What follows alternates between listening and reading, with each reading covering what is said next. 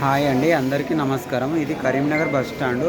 గత 2 గంటల నుంచి సమయం రాత్రి 10 గంటలు అవుతుంది. ఇప్పుడు 11:30 అవుతుంది.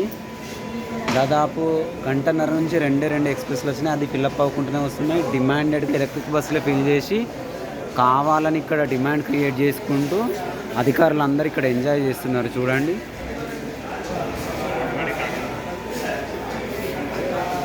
ఇంత పబ్లిక్ ఉన్నా కూడా బస్సులు అస్సలు వస్తలేవు చూడండి.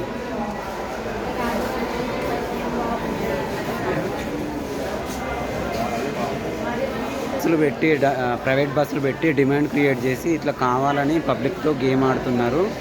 అందరూ బస్సులలో నిలబడి వెళ్తున్నారు. అందరికీ హెల్త్ ఇష్యూస్ వస్తాయి. అలాగే సర్వీసెస్ కూడా చేయట్లేదు. ఇంత పెద్ద కరీంనగర్ బస్ స్టాండ్లో హైదరాబాద్కి వెళ్ళడానికి 2 గంటల నుంచి 2 బస్సులు వచ్చినాయి. అది కూడా మొత్తం ఫిల్ అయ్యి వచ్చి నిలబడి వెళ్ళిపోతున్నారు. ఇది పరిస్థితి. అధికారులందరూ దీని మీద చర్య తీసుకోవాలని కోరుకుంటున్నాను.